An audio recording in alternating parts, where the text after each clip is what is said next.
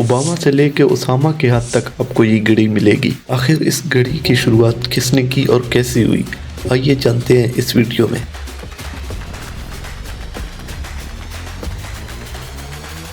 تو کہانی شروع ہوتی ہے دوسرے جنگ عظیم کے بعد شگیروں کے گھر سے، جن کا مکمل گھر تباہ ہو چکا تھا، جو ایک کسان تھے اور ان کے 4 بیٹے تھے اور وہ کھیتی باڑی کر کے اپنے بچوں کا پیٹ پالتے تھے۔ ان کا سب سے بڑا بیٹا ہداؤ کاشیو، جو چاروں بھائیوں سے زیادہ ذہین اور قابل تھا، جو دوسرے جنگ عظیم کے دوران منسٹری آف کمیونیکیشن فیکٹری میں کام کرتے تھے۔ دوسرے جنگ عظیم کے بعد جاپان کی اکانومی مکمل طور پہ تباہ ہو گئی اور لوگ بے روزگار ہو گئے۔ میتاکا ٹوکیو میں ان کی ایک چھوٹی سی شاپ تھی جہاں پہ وہ الیکٹرانکس ریپیئرنگ کا کام کرتے تھے۔ کچھ دیر بعد اس کے چھوٹے بھائی توشیو کشیو بھی اس کے ساتھ کام کرنے لگے۔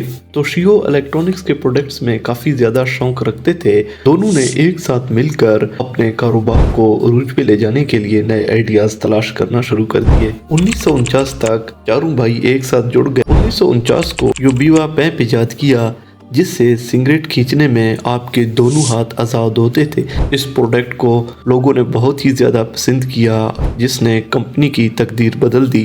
ان بھائیوں نے پیسہ یوبیوا پیپ سے کمایا تھا، اسے اپنے کمپنی میں اور نئے پروڈکٹ سرچ کرنے پہ خرچ کرنا شروع کر دیا۔ 1957 کے آتے آتے انہوں نے اپنی کمپنی کی بنیاد رکھی، جس کا نام تھا کسیو، جسے انڈیا اور پاکستان میں کیسو کے نام سے بھی جانا جاتا ہے۔ کسیو کا نام ان کے فیملی نام کشیو سے اخذ کیا گیا تھا۔ اس وقت تک چاروں بھائی مکمل طور پہ کمپنی سے جڑ گئے تھے۔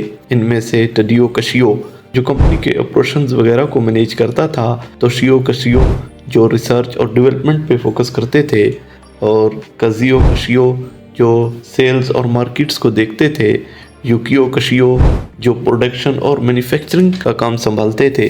کسیو کمپنی نے 1957 کو اپنی سب سے پہلی ڈیجیٹل کیلکولیٹر متعارف کی، جس کا نام تھا کسیو 14A۔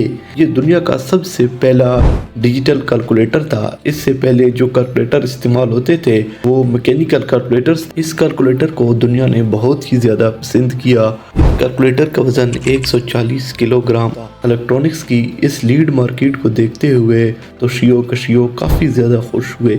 1960 کے آتے آتے مارکیٹ میں جاپان کے دوسرے الیکٹرانکس کمپنیوں جیسے کہ شارپ اور کینن میں کافی زیادہ کمپٹیشن دیکھنے کو ملا، جس کی وجہ سے کسیو نے ایک اور کیلکولیٹر کسیو 001 1965 میں متعارف کیا۔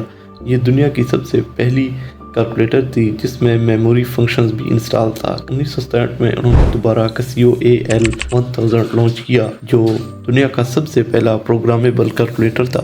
کیلکولیٹر کی مارکیٹ میں ہجوم بڑھتا گیا اور قیمتیں گرنے لگی۔ کسیو نے اب نئے ٹیکنالوجی کی تلاش شروع کر دی۔ 1967 میں جب توشیو کشیو نے دیکھا کہ جو اینالوگ ریسٹ واچز ہیں، جو اینالوگ گھڑیاں ہیں، وہ ٹائم کو ایکوریٹ نہیں بتاتے، اس کمی کو دور کرنے کے لیے 1974 میں دنیا کی سب سے پہلی ڈیجیٹل گھڑی لانچ کی، جس میں آٹومیٹک کیلنڈر فنکشن بھی دیا گیا تھا۔ یہ ایک بالکل ایکوریٹ اور پریسائز گھڑی تھی، جس سے دنیا نے بہت ہی زیادہ پسند کیا۔ یہ گھڑی تاریخ اور وقت ڈیجیٹل فارمیٹ میں دکھاتا۔ ڈیجیٹل گھڑی کی کامیابی کو دیکھتے ہوئے کسیو نے 1983 میں جی شاک اور 1999 میں کسیو F91W لانچ کیا، جو ایک افورڈیبل اور ایک گلوبل واچ بن گئی۔ کسیو کی گھڑی انتہائی زیادہ مضبوط اور پائیدار تھے۔ آج کسیو جدید سینسی کیلکولیٹر سے لے کر شمسی توانائی سے چلنے والے اسمارٹ واچز بنا رہی ہے۔ ایک چھوٹی ورکشاپ سے عالمی ٹیکنالوجی لیڈر تک کا ان کا ناقابل یقین سفر دنیا بھر کے کاروباریوں